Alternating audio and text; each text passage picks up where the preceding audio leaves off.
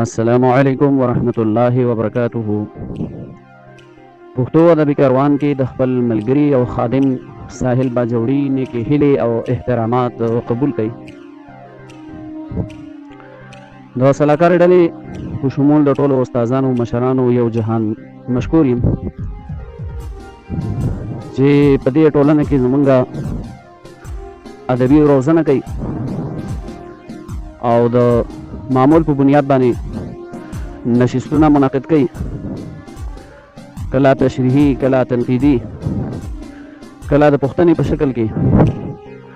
دا بیلابیل کلاسونه چې اخیستل کېږي په دې کې مقصود او مطلوب هغه زموږ ادبي روزنه ده. نن هم د اتوار ورځ چې ده نو هغه پوښتنې ته ځانګړې شوې ده، ادبي پوښتنې ته. په هغې کې یو ټاپک راوړی شي، یوه پوښتنه راوړی شي، په هغې باندې استادان، صاحبان، ملګري مختلفې رایګانې پیش کړي، هغه خبره مناقشه شي. نو نن یې هم پوښتنه راوړې ده او پوښتنه دا ده چې صنعت تجنیس تام مماثل تعریف بیان کوي او په شعر یا په نثر کې مثال راوړي. نو زه راځم او د خپل علم مطابق په دې باندې یو څو خبرې هغه ستاسو مخې ته ایږدم.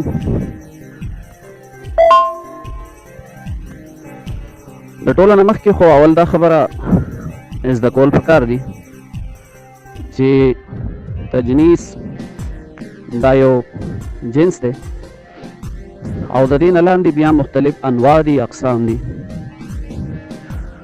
نو که تجنیس من حیث الجنس موږ راواخلو نو موږ مخکې هم ویلي وو چې تجنیس دې ته ویلی کېږي یو شیز د بل شیز په شان کول.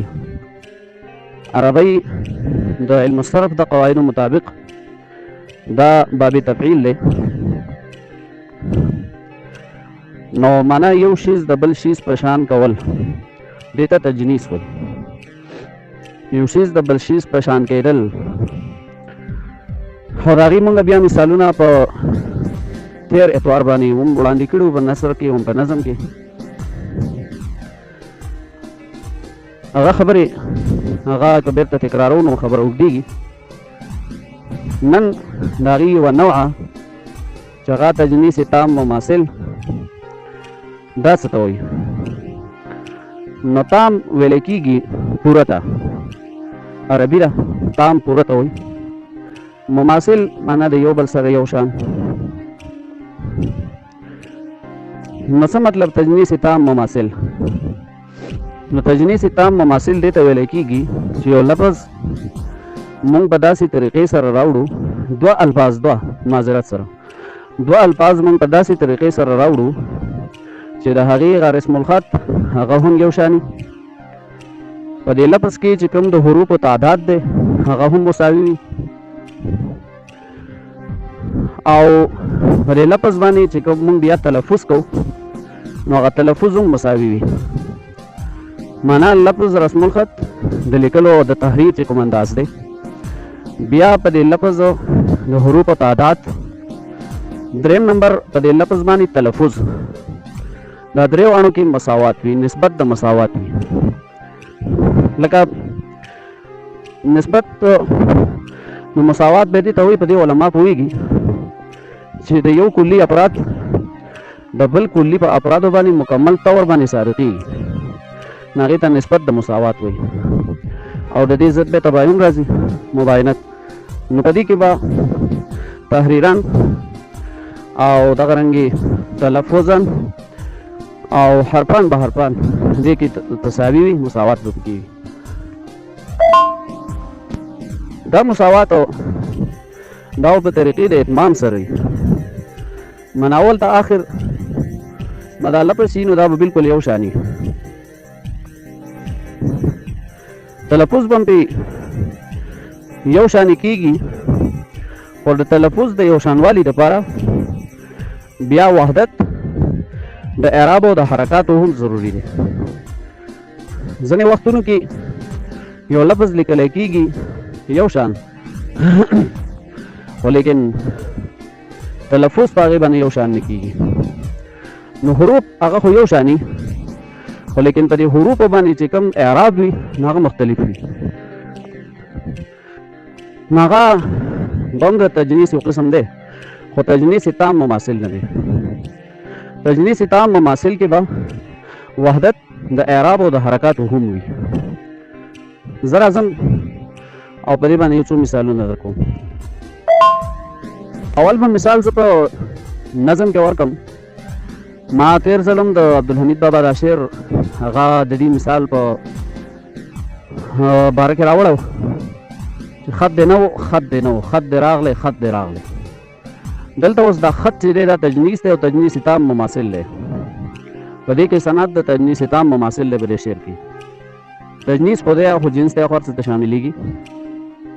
او بیا په تجنیس کې کوم قسم دی هغه تجنیس تام مماثل دی. ولې ځکه چې هغه شرایط پکې غونډ موجود دي. لکه یو شرط هغه موږ دا ویلو چې په خط کې به یو شان لیکلی کېږي. دلته هم خط خا طوا او د دې چې کوم د دې سره یو شان بل لفظ راغلی خط نو هغه هم لیکلو کې دواړه یو شان دي. خط دی نو خط دی راغی.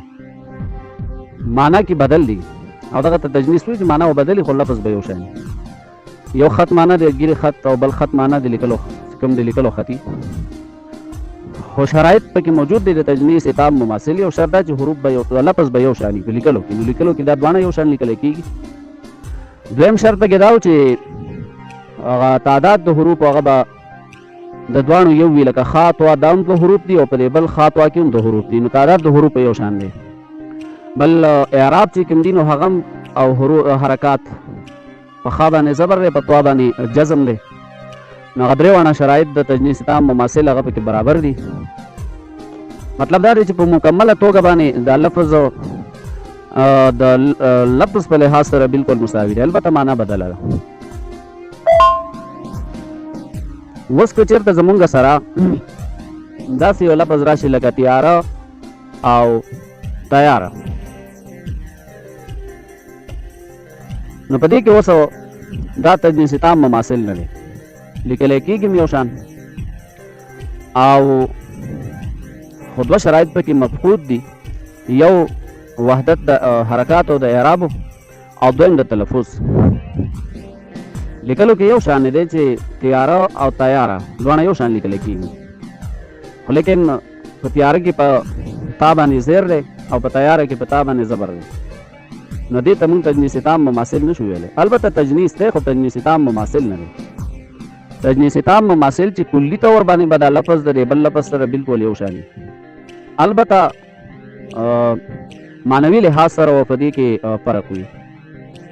نور وحدت د اعرابو وحدت د الفاظو وحدت د حروفو د اعرابو او د تلفظ په دې کې به دا بالکل دواړه د یو بل سره برابر وي. دې کې به مساوات وي. دغه زما یو لنډی نظر و په دې باندې.